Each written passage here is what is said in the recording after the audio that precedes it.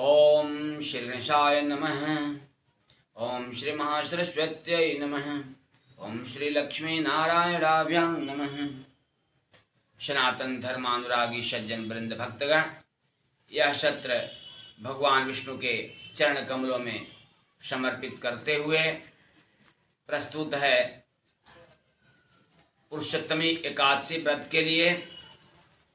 यह श्रावण मास का अधिक मास शुक्ल पक्ष चल रहा है। इसमें पुरुषोत्तमी एकादशी 29 जुलाई 2023 को आएगी। इस दिन यदि आप एकादशी व्रत रहते हैं और अगले दिन 6:46 के पहले पारण कर लेते हैं और भगवान विष्णु की विशेष आराधना, पूजन अर्चन वंदन करते हैं, तो निश्चित रूप से आपको धन, ऐश्वर्य और सौभाग्य की प्राप्ति होगी। आप सभी कष्टों से मुक्त हो जाएंगे, सभी पापों से अवश्य ही मुक्त हो जाएंगे।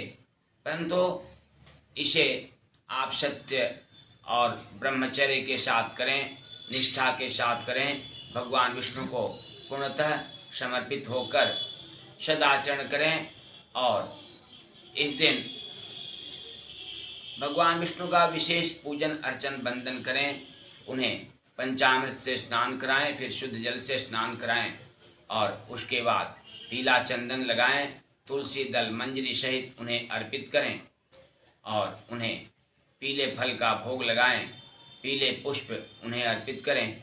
इस प्रकार पूजन अर्चन वंदन धूप दीप नैवेद्य से करने के बाद आप उन्हें पुष्पांजलि अर्पित करें, उनका आरती करें और पुष्पांजलि अर्पित करें। इस प्रकार करने से आपको संपूर्ण एकादशी व्रत का फल प्राप्त होगा। यह पूजन अर्चन वंदन आप प्रातः और सायं दोनों समय करें। यदि संभव हो तो आप रात्रि जागरण भी करें और भगवत नाम संकीर्तन अवश्य करें। अगले दिन आप 6:46 के पहले ही स्नान आदि क्रिया से निवृत्त होकर भगवान विष्णु की आराधना पूजन अर्चन वंदन कर लें और किसी भी ब्राह्मण को बुलाकर उनका भी पारण करा दें। यदि वे व्रत नहीं हों तो उन्हें भी भोजन करा दें। तत्पश्चात स्वयं भोजन करें। उसके पूर्व गौ माता को भी भोजन अर्पण करें और भगवान को तुलसी दल डालकर अर्पित करने के बाद प्रसाद स्वरूप स्वयं भी ग्रहण करें। यदि कोई ब्राह्मण आपको नहीं मिले तो गौ माता को भी पूर्ण भोजन कराएं और ब्राह्मण के निमित्त अन्न दान के लिए उनके लिए अलग अन्न रख दें और उन्हें किसी भी समय जाकर आप प्रदान कर दें और उन्हें कुछ दक्षिणा भी दें, अन्न दान करें। तत्पश्चात उन्हें पीला वस्त्र दान करें और उसके बाद उन्हें प्रणाम करें।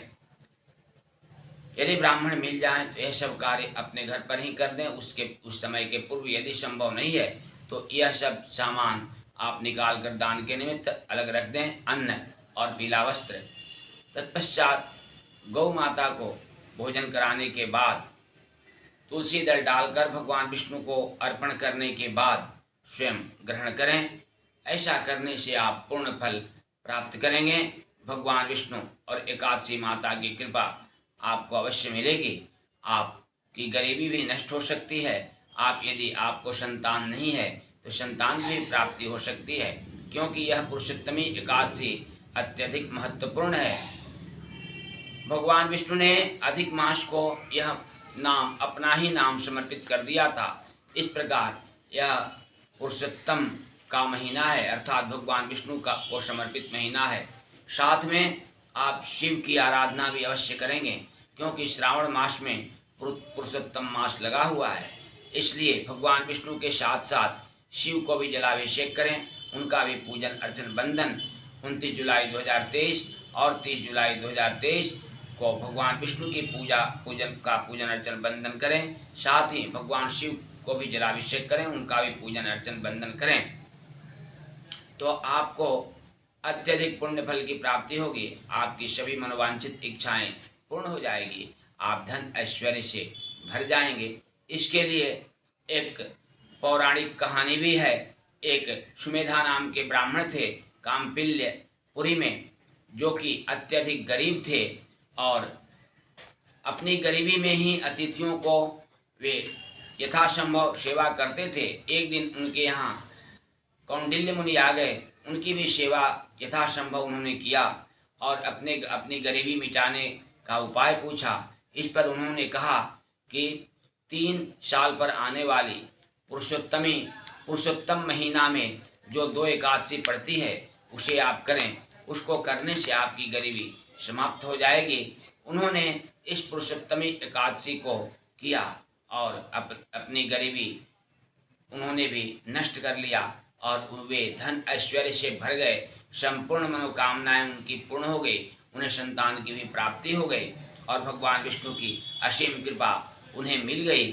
इस प्रकार सभी सनातन धर्मानुरागी सज्जन वृंद भक्तगण जो भगवान विष्णु के भक्त हैं या जो भगवान शिव के भक्त हैं, उन्हें पुरुषोत्तमी एकादशी अवश्य करनी चाहिए और पुरुषोत्तमी एकादशी करके अपने सभी मनोवांछित इच्छाओं की पूर्ति करें और अत्यधिक पुण्य फल प्राप्त करें। इसके चलते आपके पाप भी नष्ट हो जाएंगे। आप जो भी इच्छा करेंगे, यदि भक्ति की इच्छा करेंगे तो आपको भक्ति मिलेगी, धन ऐश्वर्य की इच्छा करेंगे तो धन ऐश्वर्य मिलेगा और मोक्ष की इच्छा करेंगे तो मोक्ष की भी प्राप्ति होगी। आप बस इसके लिए शर्त यह है कि आप ब्रह्मचर्य पूर्वक सदाचरण करते हुए इस व्रत को करें और भगवान विष्णु के प्रति पूर्ण रूप से समर्पित हों। साथ में शिव की भी आराधना अवश्य करें और उनका नाम जप संकीर्तन करें और गरीबों में पीला वस्त्र दान करें। भगवान विष्णु को पीला पुष्प और तुलसी दल मंजरी सहित अवश्य अर्पित करें। किसी भी शुद्ध सात्विक ब्राह्मण को पीला वस्त्र और अन्न का दान करें।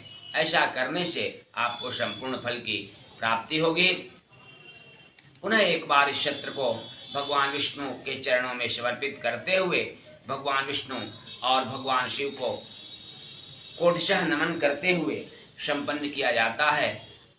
अगले सत्र में पुनः हम सभी मिलेंगे, तब तक के लिए सबको साधुवाद एवं कोटशः प्रणाम।